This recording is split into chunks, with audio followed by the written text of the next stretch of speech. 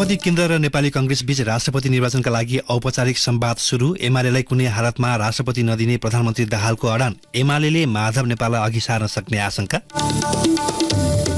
चुनावी खर्च विवरण नबुझाएका स्थानीय तहका उम्मेद्वार दोषी ठहर। जरिवाना माफी भए पनि निर्वाचन कसुर उल्लङ्घन गरेको कलङ्क लागेको कानूनविदको भनाई।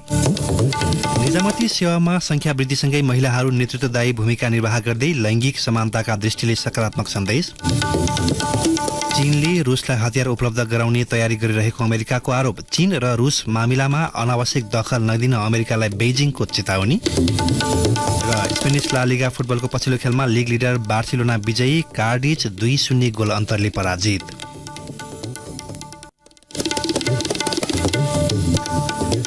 नमस्कार, कान्तिपुर डायरीका साथमा सहकर्मी नवीन र म रमेश। समाचार अब विस्तारमा। राष्ट्रपति निर्वाचन नजिकिँदा एमालेसँग असमझदारी बढेपछि प्रधानमन्त्री पुष्पकमल दाहालले कांग्रेससँग औपचारिक छलफल अघि बढाउनु भएको छ। हिजो राति बालुवाटारमा भएको छलफलमा कांग्रेसले राष्ट्रपति निर्वाचनमा आफ्नो उम्मेद्वारलाई समर्थन गर्न माओवादीसँग औपचारिक रूपमा प्रस्ताव राखेको छ। दाहालले सावधानीपूर्वक समर्थन गर्नुभएको छ। प्रधानमन्त्री दाहाललाई भेट्न कांग्रेस सभापति शेरबहादुर देउबा, वरिष्ठ नेता रामचन्द्र पौडेल र कृष्ण सिटौला, उपसभापति द्वय पूर्णबहादुर खड्का र धनराज गुरुङ तथा महामन्त्री गगन थापा बालुवाटार पुग्नु भएको थियो। उहाँहरूबीच पुरानै गठबन्धन व्यवधान विषयमा प्रारम्भिक छलफल भएको नेताहरूले बताएका छन्। ओलीले एमालेबाट उम्मेद्वार अघि सारे प्रधानमन्त्री दाहालले पार्टीबाटै औपचारिक निर्णय गरेर कांग्रेस उम्मेद्वारलाई सघाउने वचन दिइसक्नु भएको छ। तर गठबन्धन जोगाउन ओली आफैले एकीकृत समाजवादीका अध्यक्ष माधव कुमार नेपाललाई राष्ट्रपतिमा अघि सार्न सक्ने संकेत आफूले पाएको दाहालले कांग्रेस नेताहरूलाई सुनाउनु भएको छ। कांग्रेसका एक नेताले भने माओवादीले माधव नेपाललाई अघि सार्दैन, तर ओलीले त्यस्तो गरिदिए भने के गर्ने भन्ने प्रचण्डजीको चासो छ। त्यस्तो अवस्थामा माओवादीले कांग्रेसलाई समर्थन गर्न नसक्ने र कांग्रेसले पनि माधवजीलाई समर्थन गर्नुपर्ने अवस्था आउला कि भन्ने एउटा शंका छ। बालुवाटारमा जानुअघि देउबाले साँझ 6 बजे धुम्बारा स्थित आफ्नो निवासमा पौडेल र सिटौला सहितको पदाधिकारी बैठक बोलाउनु भएको थियो, जहाँ राष्ट्रपतिको उम्मेद्वार तय गर्ने विषयमा छलफल भएको थियो। यो बैठकमा पनि एकीकृत समाजवादीका अध्यक्ष नेपालको प्रसंग उठेको थियो। एक नेताका अनुसार दाहालले कांग्रेस नेताहरूलाई ओलीले नेपालको नाम लिन संकेत गरेको फोनबाटै जानकारी दिनुभएको थियो। माओवादीले आज पदाधिकारी बैठक बोलाएको छ, जहाँ ओली र कांग्रेससँग भएको छलफलको विषय राख्ने जानकारी दाहालले कांग्रेसलाई दिनुभएको छ। कांग्रेसका अर्का एक नेताले भने सोमबारबाटै बैठकमा औपचारिक निर्णय त नहोला, तर मनोनयन गर्ने दिनसम्म माओवादीको औपचारिक निर्णय आउँछ भन्ने विश्वास प्रधानमन्त्रीजीले दिलाउनु भएको छ। अहिलेको योजना अनुसार राष्ट्रपति निर्वाचनबाटै सहकार्य गर्ने विषयमा छलफल भएको वरिष्ठ नेता पौडेलले बताउनुभयो। यस्तै दाहालले एमाले उम्मेद्वारलाई भने कुनै पनि हालतमा समर्थन नगर्ने विश्वास कांग्रेसका नेताहरूले लिएको बताइएको छ। माओवादीले कांग्रेसका उम्मेद्वारहरूलाई समर्थन गर्ने निर्णय लिनासाथ एमाले सत्ताबाट बाहिरिने आकलन प्रधानमन्त्री दाहाल र कांग्रेस नेताहरूले गरिरहेका छन्।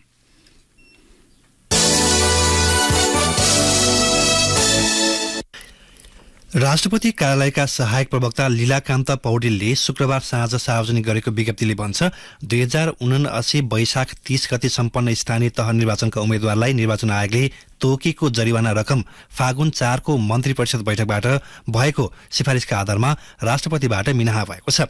आयोगले स्थानीय तह निर्वाचनमा भएको खर्चको विवरण नबुझाउने र आयोगले तोकेको सीमाभन्दा बढी रकम खर्च गर्ने 1,23,624 उम्मेद्वारलाई गत भदौ 31 मा जरिवाना तिराउने निर्णय गरेको थियो। आयोगले निर्वाचन खर्चको सीमा अनुसार उम्मेद्वारलाई 1,50,000 देखि 7,50,000 रुपियाँसम्म जरिवाना तोकेको थियो। आयोगले म्यादभित्रै जरिवाना रकम नबुझाउने उम्मेद्वारलाई अयोग्य ठहर्याउने र केही गरी निर्वाचित भइसकेको भए पनि पदमा कायम नरहने निर्णय गरेको थियो। आयोगले निर्वाचन कानून उल्लङ्घन गरेको भन्दै कसुरदार ठहराएर तोकेको जरिवाना रकम एकैपटक माफी गर्ने निर्णय मन्त्री परिषदले बिहिबार गरेको थियो। त्यसैको सिफारिसका आधारमा राष्ट्रपति विद्यादेवी भण्डारीले शुक्रबार माफी दिनुभएको थियो। मन्त्री परिषदको सिफारिसका आधारमा राष्ट्रपति भण्डारीबाट भएको जरिवाना रकम मिनाहाको निर्णयले एकैपटक ती सबै उम्मेद्वार कसुरदार कायम हुन पुगेका छन्। उनीहरूलाई निर्वाचन कानून उल्लङ्घन गरेको ठहर्याउने निर्वाचन आयोगको निर्णय उल्टिएको छैन, तोकिएको जरिवाना रकम मात्र तिर्नु नपर्ने भएको छ। प्रमुख निर्वाचन आयुक्त दिनेश थपलियाले जरिवाना रकम मिनाहा गर्ने निर्णयले उम्मेद्वारहरूलाई कारबाही गर्ने आयोगको निर्णय सही थियो भन्ने स्थापित भएको बताउनुभयो।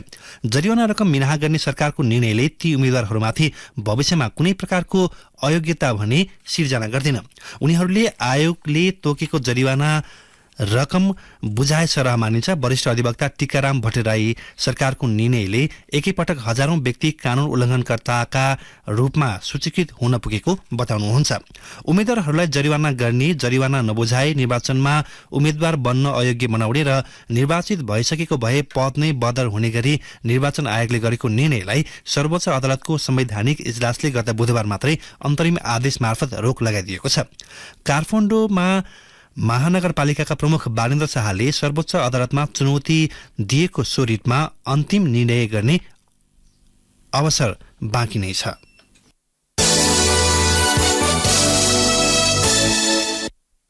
नेपालबाट बंगलादेशमा विद्युत निर्यातका लागि भारतले एक तहको अग्रसरता देखाएको छ। भारतले आफ्नो भूमि हुँदै बंगलादेशसम्म प्रसारण लाइन प्रयोग गर्न नेपालले कुन आयोजनाको बिजुली पठाउने हो त्यसको नाम तोकेर प्रस्ताव पेश गर्न आग्रह गरेको छ। यसलाई अड्को र आशा दुवैको रूपमा टिप्पणी गर्न सकिने सरकारवालाको दाबी छ। नेपाली पक्षले यसपटक भारतको बाटो हुँदै बंगलादेशसम्म बिजुली निर्यात गर्न भारतलाई सहमति गराउने प्रयास गरेको थियो। प्रस्तावको प्रत्युत्तरमा नेपाललाई आयोजनाको नाम प्रस्ताव गर्न भनेको हो। नेपालले भारतसँग सुरुवातमा कम्तीमा 50 मेगावाट बिजुली भए पनि बंगलादेशलाई बिक्री गर्न अनुमति माग्दै आएको छ। गत भदौ दोस्रो साता नेपाल र बंगलादेशका ऊर्जा सचिव स्तरीय बैठकमा नेपालबाट बंगलादेशले पहिलो चरणमा 50 मेगावाट बिजुली लैजाने सहमति भएको थियो। बैठकमा नेपालबाट बंगलादेशसम्म बिजुली पुर्याउन भारतीय प्रसारण लाइन चाहिने र त्यसका लागि बंगलादेश र नेपाल दुवैले भारतलाई सहमतिका लागि अनुरोध गर्ने सहमति भएको थियो। बैठकपछि नेपालले भारतसम्म बंगलादेशसम्म विद्युत बिक्री गर्न उसका संयन्त्र र भूमि प्रयोगको अनुमति माग्दै आएको थियो। यस्तै सचिव स्तरीय बैठकले हाल सञ्चालनमा रहेको पहिलो अन्तर्देशीय ढल्केभर मुजफ्फर 400 केबी प्रसारण लाइनबाट आयात निर्यात भइरहेको विद्युत क्षमतालाई 600 मेगावाटबाट वृद्धि गरी 800 मेगावाट पुर्याउने सहमति गरेको छ। संखुवा सभामा भारतीय सरकारको स्वामित्वको सतलज जलविद्युत निगमले निर्माण गरिरहेको अरुण तेस्रो जलविद्युत आयोजनाको निर्माणाधीन ढल्केभर सीतामढी भारत 400 केबी प्रसारण लाइनबाट समेत विद्युत आदान प्रदान गर्न अध्ययनका लागि संयुक्त प्राविधिक टोलीलाई निर्देशन दिएको छ। एसजेभीएन अरुण 3 डेभलपमेन्ट कम्पनीद्वारा निर्माणाधीन ढल्केभर नेपाल सीतामढी भारत 400 केबी प्रसारण लाइनबाट समेत बिजुली आदान प्रदान गर्न अध्ययनका लागि संयुक्त प्राविधिक टोलीलाई निर्देशन दिएको छ। नेपालका विभिन्न जलविद्युत आयोजनाबाट उत्पादन हुने बिजुली भारतीय बजारमा निर्यात गर्न अन्तर सरकारी सम्झौता गर्न नेपालले गरेको प्रस्तावमा भारतीय पक्ष सकारात्मक रहेको आश्वासन दिएको छ। टनकपुरबाट नेपालले विद्युत आयात मात्र गर्दै आएकोमा अब निर्यात पनि गर्न पाउने निर्णय गरेको छ। बैठकले Tanakpur Mahendranagar 132 KB single circuit प्रसारण लाइनबाट अप्रेलसम्म 70 मेगावाट र जुलाईबाट मार्चसम्ममा 80 मेगावाट बिजुली दुवैतर्फ प्रवाह गर्न सहमति दिएको छ। संयुक्त प्राविधिक टोली जोइन्ट टेक्निकल टिमबाट 200 मेगावाटसम्मको विद्युत निर्यात गर्न सम्भाव्य विकल्पहरूको अध्ययन गराउने सहमति भएको छ। कान्तिपुर डायरीमा अब ब्रेकको पालो। ब्रेकपछि कान्तिपुर डायरीमा अब कान्तिपुर सविस्तारको पालो। कान्तिपुर सविस्तार। निजामती सेवामा महिला सहभागिता क्रमशः सुधार हुँदै गएको छ। सरकारी जागिरप्रतिको आकर्षणसँगै सरकारी सेवामा प्रवेश गर्ने महिलाको संख्या समेत बढ्दछ। साथै महिलाहरू विभिन्न निकायको नेतृत्वदायी भूमिकामा पुगेका छन्। त्यसैको एक उदाहरण हो 9 जिल्लामा प्रमुख जिल्ला अधिकारीको जिम्मेवारी महिलाले पाउनु। राज्यका निकायहरू समावेशी बन्दै जाँदा महिलाको नेतृत्वदायी भूमिकालाई लैङ्गिक समानताका दृष्टिले सकारात्मक रूपमा लिनुपर्ने विज्ञहरूको भनाइ छ। निजामती सेवा सुरक्षित हुनु, सेवामा आरक्षणको व्यवस्था हुनु लगायत कारणले सार्वजनिक सेवामा महिला सहभागिता बढेको पाइन्छ।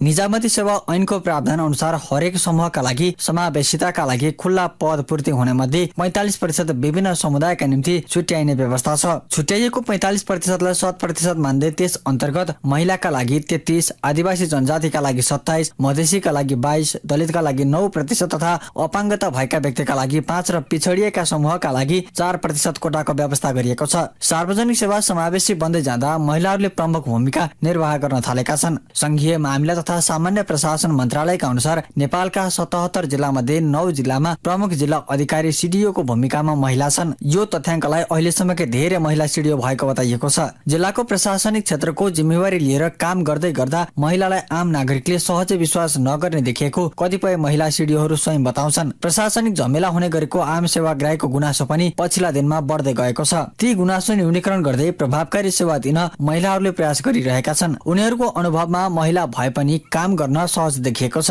बागलुङकी पहिलो महिला प्रमुख जिल्ला अधिकारी रोशनी श्रेष्ठ जिल्लामा रहेर काम गर्न सहज महसुस भएको बताउँछिन्। उनले भनिन्, काम गर्न असहज चाहिँ छैन हैन, जहाँ पनि चुनौतीहरू भइहाल्छ, जहाँ पनि चुनौतीहरू भइहाल्छ। प्रमुख जिल्ला अधिकारीको रूपमा महिला सिडिओ पहिलो पटक बागलुङमा आएको भएर पहिले सहयोग गर्छु, सजिलो छैन, हामी सहयोग गर्न तयार छौँ भन्नुभएको छ। त्यही हिसाबले चुनौतीहरू महसुस गरेन। सबै जिल्लामा त्यही नै हो नि, सुरुमै विश्वास गरिँदैन महिलामाथि, महिलाले काम गरेर प्रमाणित गर्नुपर्छ, त्यही नै हो। त्यो विश्वासको सङ्कट हो। शङ्काको रूपमा गर्न सक्दैन कि भन्ने रूपले हेरिन्छ भने पुरुषलाई त्यसरी नहेर्न सक्छ। जिम्मेवारी चाहिँ बोध भएको छ। गृह मन्त्रालयका अनुसार पछिल्लो पटक प्रमुख जिल्ला अधिकारीका रूपमा ताप्लेजुङमा गोमादेवी चेम्जोङ, सुनसरीमा होमकला पाण्डे, सिन्धुलीमा सुनिता नेपाल, धनकुटामा लीला कुमारी केसी पाण्डे, ओखलढुङ्गामा प्रदर्शनी कुमारी, मनाङमा सुप्रभा खनाल ढुङ्गेल र अर्घाखाँचीमा मीना अरियाललाई खटाइएको छ। उनीहरू सबै सहसचिव हुन्। तेस्रो पटक सिडिओका रूपमा ताप्लेजुङ पुगेकी गोमादेवी चेम्जोङ आम नागरिकमा महिला पनि सिडिओ हुन्छन् भन्ने विश्वास नै नभएकाले महिलालाई सिडिओ बनाएर पठाउन सके स्थानीय प्रशासनप्रति आम नागरिकको धारणामा परिवर्तन ल्याउन सकिने बताउँछिन्। उनले भनिन्, जिल्लामा चाहिँ अलिकति महिला चाहिँ प्रमुख जिल्ला अधिकारी हुन्छ भन्ने कुरा चाहिँ मान्छेले त्यति विश्वास गरे हुँदैन रहेछ।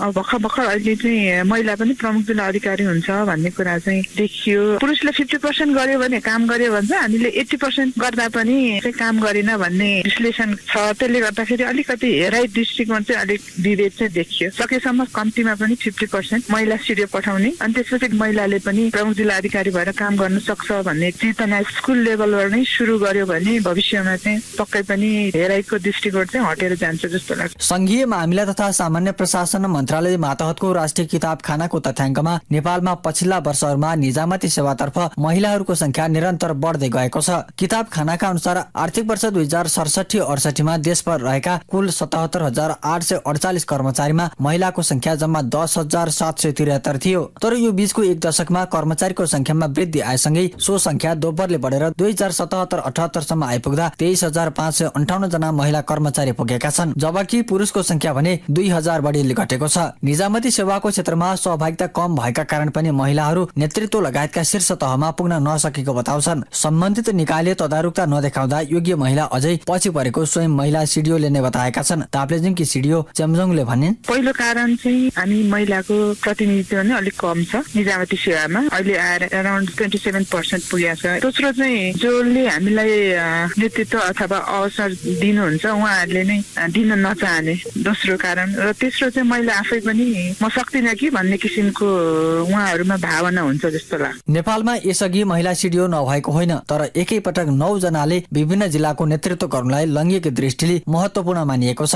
32 वर्ष अघि भक्तपुरको प्रमुख जिल्ला अधिकारीको जिम्मेवारी सम्हालेकी उषा नेपाल मुलुककै पहिलो महिला सिडिओ हुन्। सेवानिवृत्त नेपालले ललितपुर, पर्सा, बाँके, सोलुखुम्बु र मुस्ताङ जस्ता जिल्लाको सिडिओका रूपमा काम गरेकी थिइन्। पहिलो महिला सिडिओ नेपालले रेडियो कान्तिपुरसँग संक्षिप्त कुराकानी गर्दै महिला सिडिओको संख्या बढेकोमा आफूलाई खुसी लागेको बताइन्। खुसीको कुरा हो, बढ्दैछ, त्यति हो। कहाँ छन् भने त्यो थाहा पाएको छैन। सुनेको छु 6-7 जना, त्यो पनि खुसी लागेको छ। कमसेकम त्यति त बढे यति सालमा भनेर। निजामती प्रशासनमा महिलाहरूले प्रतिस्पर्धाकै आधारमा छनौट हुँदै माथिल्लो तहमा जाने क्रम बढेको छ। सरकारी सेवामा लाग्ने महिलाको संख्या बढेसँगै उपसचिव, सहसचिव र सचिव लगायत पदमा जान उनीहरूका लागि नीतिगत व्यवस्था गरिएको छ। संविधानले समावेशी नीति अंगीकार गरेपछि सबै क्षेत्रमा बढ्दै गएको महिला सहभागिताले नेपाल लैङ्गिक दृष्टिमा अन्य देशको तुलनामा अब्बल बन्दै गएको उदाहरण पेश भएको छ। तर पनि संरचनागत विभेद र अन्याय महिलाको हकमा अझै हट्न भने सकेको छैन। रेडियो कान्तिपुरका लागि नवीन कोइराला। कान्तिपुर सविस्ता।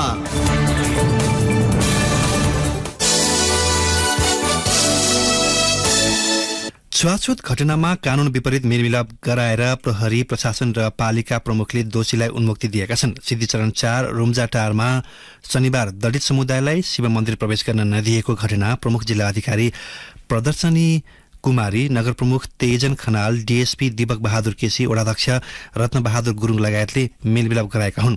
राष्ट्रिय दलित आयोगका प्रवक्ता सुन्दर पुर्कुटीले संविधान र ऐन विपरीत मिलापत्र भएको बताउनुभयो।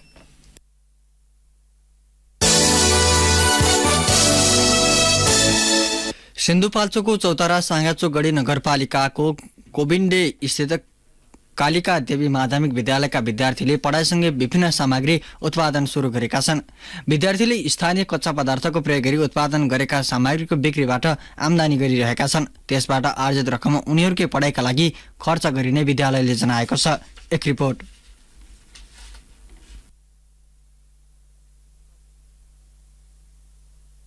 चौतारा साँगाचोक गढी नगरपालिका कुबिन्डे स्थित कालिका देवी माविका विद्यार्थीलाई किताबको ज्ञानसँगै व्यवसायको स्वाद पनि मिलेको छ। आफूहरूले उत्पादन गरेको घरायसी सरसफाईका सामान बजारमा लैजाने तयारी विद्यार्थीको छ। पढाइसँगै सिप र आमदानी लिन सकिने उद्देश्यले कक्षाबाट बचेको समयमा साबुन, फिनेल, हार्पिक र सरफ लगायतका सरसफाईका सामान उत्पादन गरिरहेका छन्। सो विद्यालयमा अध्ययनरत रविना श्रेष्ठ आफूले पढ्दै कमाउँदै गरेको अनुभव सुनाउँछिन्। हामीले धेरै उत्पादन गरेका छौँ। यो विद्यालयबाट नै मार्केटिङ हुन्छ। हामीले पढाइसँगै आमदानी पनि लिने सुरु गरेका छौँ। पढाइसँगै सरसफाईका सामान बिक्री गरेर आमदानी लिन विद्यार्थी खट्न थालेका छन्। उनीहरूले बनाउन थालेको सुरुवाती चरणमै शिक्षक र अभिभावकबाट सामग्री खरिद भयो। बिस्तारै बजारमा बिक्री वितरण र उत्पादनको माग बढ्दै जाने अर्की विद्यार्थी अञ्जना श्रेष्ठको विश्वास छ। हामीलाई सामान चाहिँ स्कुलबाटै ल्याइदिनु भएको छ अनि हामीले चाहिँ सेतो फिनेल, सरफ, साबुन अनि जेल बनाइरहेको छ। उत्पादित वस्तुका लागि लगानी विद्यालयले नै गरेको छ। उत्पादित वस्तुबाट नाफा निस्किएको रकम विद्यार्थीले नै बाँडेर पढाइ लगायतका अन्य खर्च गर्ने विद्यालयको सोच छ।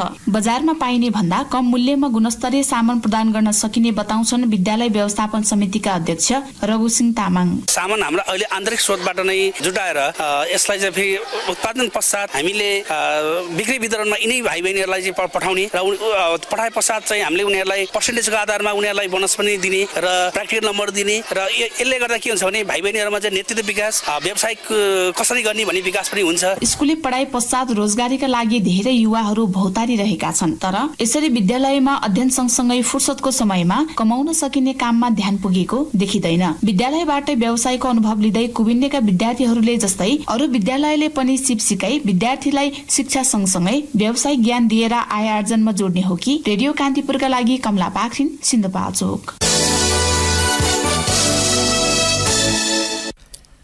कान्तिपुर पब्लिकेशन्स लिमिटेडले विविध कार्यक्रम गरी 30औं वार्षिकोत्सव मनाएको छ। वार्षिकोत्सवका अवसरमा शुभकामना व्यक्त गर्दै कान्तिपुर मिडिया ग्रुपका अध्यक्ष एवं प्रबन्ध निर्देशक कैलाश सिरोहियाले हरेक क्षेत्रमा संकट देखिएको बताउनु भएको छ। उहाँले भ्रामक र मिथ्या सूचनासँग जुझ्दै अघि बढ्नुपर्नेमा जोड दिनुभयो। उहाँले कान्तिपुरलाई 2000 जनाको साझा परिवार भन्दै हरेक चुनौती सामना गर्न सक्ने क्षमता रहेको उल्लेख गर्नुभयो। कान्तिपुर दैनिकका प्रधान सम्पादक सुधीर शर्माले नेपालको निजी क्षेत्रको व्यावसायिक मिडिया 30 वर्षसम्म निरन्तर चल्नुको ठूलो महत्व रहेको बताउनुभयो। सामाजिक सञ्जाललाई आधार बनाएर पपुलिस्ट पोलिटिक्स गर्ने बढेको बताउँदै उहाँले मासलाई कन्फ्युजन गराउने परिपाटी सुरु भएकाले मास मिडियाको भूमिका बढी हुने धारणा राख्नुभयो। वार्षिकोत्सवको अवसरमा कान्तिपुर दैनिकका तुफान नेउपाने, ई कान्तिपुरका उपेन्द्र राज पाण्डे, द काठमाडौँ पोस्टका अनिल गिरी, फोटो पत्रकार केशव थापा, कान्तिपुर रेडियोकी दिवा भट्टराई र कार्यक्रम सञ्चालिका प्रियङ्का प्रसाईलाई यस वर्षको उत्कृष्ट कर्मचारी अवार्डबाट पुरस्कृत गरिएको छ। अध्यक्ष एवं प्रबन्ध निर्देशक सिरोहियाले प्रमाणपत्र र नगद सहित उनीहरूलाई सम्मान गर्नुभयो। यस्तै फाइनान्स विभागका भास्कर खनाल, मार्केटिङका सनोज पाण्डे, सर्कुलेसनका किशोर बस्नेत, प्रेसका विनोद सुवेदी, सर्कुलेसन विभागका डेलिभरी स्टाफ विकास केसी र प्रशासन विभागका चालक छिरिङ तामाङ उत्कृष्ट कर्मचारी अवार्डबाट सम्मानित भए। यसैगरी कान्तिपुर दैनिककी मधु साई, नारी मासिककी सुजाता मुखिया र कान्तिपुरका चितवन संवाददाता रमेश कुमार पौडेललाई प्रोत्साहन पुरस्कारबाट पुरस्कृत गरिएको छ। कान्तिपुर डायरीमा पुनः ब्रेकको पालो। बोरिङ चाउचाउको ट्रेन्ड ब्रेकर 2 PM नुडल्सले जब बजारमा स्वाद भरिएको सबैभन्दा पिरो 2 PM अकबर नुडल्स ल्यायो, पिरो नुडल्स खाने परम्परा नै सुरु भयो। पिरो पिरो पिरो लास्ट डे पिरो 2 PM अकबरे नुडल्स सबैभन्दा पिरो पिरो भो 2 PM को अकबरे लास्ट डे पिरो नुडल्स खाने परम्परा नै सुरु भो पानी पानी पानी चिसो चिसो चिसो चिनी चिनी चिनी चॉकलेट चॉकलेट चॉकलेट छिटो देऊ पिरो भो 2 PM को अकबरे लास्ट डे पिरो नुडल्स खाने परम्परा नै सुरु भो स्वागत छ स्वादले भरिएको 2 PM अकबरे नुडल्सको परम्परामा च्यालेन्ज मेरो सबैभन्दा पिरो 2 PM अकबरे नुडल्स लास्ट डे पिरो आज रिजल्ट थियो हैन र लिनु बुवा भनेपछि यसपल्ट पनि रिजल्ट बिग्रियो अनि के गरी खान्छस् है जिन्दगीमा जा भारी बोक्न किन ठुलो स्वर गर्नु भएको तिमी पनि मैले ठुलो स्वर गरेको मात्र देख नतिजा पहिला त राम्रै थियो हामीले समय नदिएर हो कि राम्रोसँग बुझ्नु पर्दैन र भने त्यो त हो दिनभरिको तनावले त्यसै रिसाएछु छोरालाई भाषा विषय मन पर्दैन रे बाबाको फोर्सले मात्र लिएको भन्थ्यो अरूसँग तुलना गर्दा पनि उसलाई असाध्यै दुःख लाग्छ रे आजबाट उसलाई दबाब होइन मनको कुरा बुझेर व्यवहार गरौँ सन्तानको मनोभावना बुझेर व्यवहार गर्न सके उनीहरू मानसिक रूपमा स्वस्थ भई जीवनमा आइपर्ने सामान्य तनाव वहन गर्न समर्थ हुन्छन् मनोविमर्श सेवाका लागि टोल फ्री नम्बरहरू एनटिसी प्रयोगकर्ताका लागि 166001 2222 र एनसेल प्रयोगकर्ताका लागि 9801 71032 मानसिक सुस्वास्थ्यमा कोसिसको पहल। अब आर्थिक प्रसंग नारायणगढ मुगलिन सडकमा 2 महिनादेखि दैनिक 4 घण्टा गाडी बन्द गरेर पुल बनाउन पहाड तास्न सुरु गरे पनि त्वैन खोलाको पहरो फुटाउन सकस भएको छ।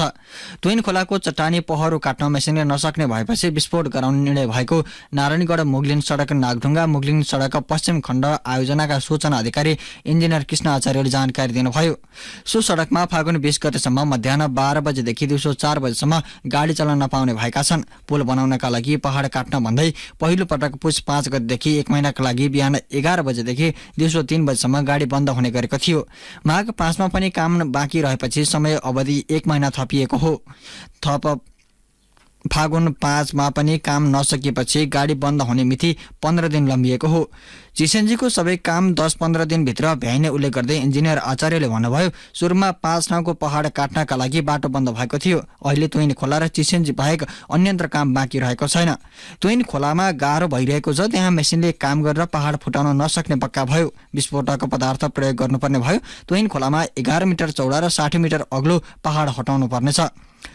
2 महिनामा आधा पनि उचाइ घटाउन नसकेपछि विस्फोटक पदार्थको सहारा लिनुपर्ने बाध्यात्मक अवस्था आएको उहाँले बताउनुभयो। गत आर्थिक वर्षको पहिलो 6 महिनाको तुलनामा चालु आर्थिक वर्षको सोही अवधिमा विपन्न वर्ग कर्जा करिब 4.25 अर्ब रुपियाँ घटेको छ। यस अवधिमा बैंक तथा वित्तीय संस्थाको कुल कर्जा 1.5 खर्ब रुपियाँले बढेको छ। कुल कर्जा बढिरहेको समयमा विपन्न वर्ग कर्जा घट्नुलाई अर्थपूर्ण रूपमा हेरिएको छ। गत पुससम्म विपन्न वर्ग क्षेत्रमा बैंक तथा वित्तीय संस्थाको कुल लगानी 3 खर्ब 31 अर्ब रुपियाँ रहेको राष्ट्र बैंकको तथ्याङ्क छ। गत आर्थिक वर्षको सोही अवधिको तुलनामा यो 1.2% कम हो। 2078 पुससम्म विपन्न वर्गमा बैंक तथा वित्तीय संस्थाको कुल लगानी 3 खर्ब 43 अर्ब रुपियाँ थियो। गत आर्थिक वर्षको पुससम्म विपन्न वर्ग क्षेत्र कर्जा 17% बढेको थियो। अब अन्तर्राष्ट्रिय प्रसंग चीनले रुसलाई हतियार उपलब्ध गराउने तयारी गरिरहेको अमेरिकाको आरोप छ। अमेरिकाका विदेश मन्त्री एन्टोनी ब्लिङ्केनले चिनिया कम्पनीहरूले हालसम्म घातक वस्तुमा सहयोग नगरे पनि अब घातक सहयोगको तयारी गरिरहेको निष्कर्षमा पुगेको बताउनु भएको छ। रुसलाई सहयोग गरे चीनले गम्भीर परिणाम भोग्नुपर्ने अमेरिकी विदेश मन्त्री ब्लिङ्केनको चेतावनी छ। चीनले मस्कोले सैन्य सामग्री सहयोग मागेका समाचारहरूमा कुनै सत्यता नरहेको स्पष्टीकरण समेत दिएको छ। चिनिया पक्षले हालसम्म युक्रेनमाथि रुसको हस्तक्षेपलाई आलोचना नगरी तटस्थ बसेको छ। चीनले रुसबाट इन्धन खरिद गर्ने तथा उसको सहयोगी मुलुकका रूपमा उभिएको अमेरिकी ठहर छ। रुससँगको सम्बन्धमा अमेरिकाको दखल नदिने बेजिङले अमेरिकालाई चेतावनी दिएको छ। चिनिया विदेश मन्त्री वाङ यीसँगको भेटपछि अमेरिकी विदेश मन्त्री ब्लिङ्केनले चीनले रुसलाई हतियार सहयोग गर्ने तयारी गरिरहेको बताउनु भएको हो।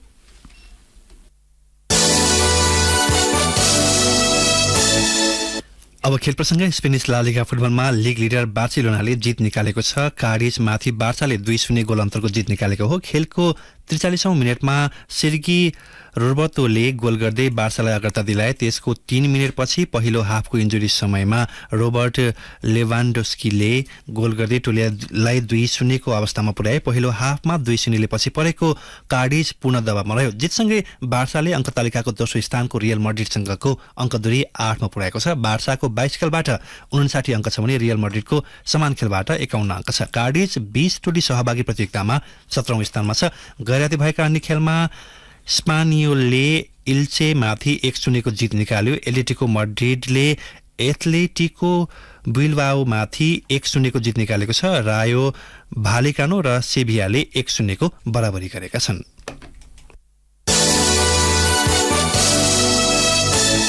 अब मौसम सम्बन्धी जानकारी। मुलुकको प्रदेश 1 को पहाडी भूभागमा आंशिक बदली रही अन्य स्थानमा मौसम सामान्यतया सफा रहने जल तथा मौसम विज्ञान विभागले जनाएको छ। काठमाडौँ उपत्यकाको न्यूनतम तापक्रम 9 डिग्री सेल्सियस मापन गरिएको छ। अधिकतम तापक्रम 21 डिग्री सेल्सियस पुग्नेछ। सूर्योदय केही बेर अघि बिहान 6:38 भयो। सूर्यास्त साँझ 5:58 हुनेछ। हवस् त यिनी प्रसङ्गसहित बिहान 6:30 बजेको कान्तिपुर डायरी लिन सकिन्छ। हाम्रो अर्को बुलेटिन 8 बजे डेभलपमेन्ट एन्ड इकोनोमिक्स डायरी हुनेछ। अहिलेलाई सहकर्मी नवीन र म रमेश बिदा हुन्छौँ। नमस्कार।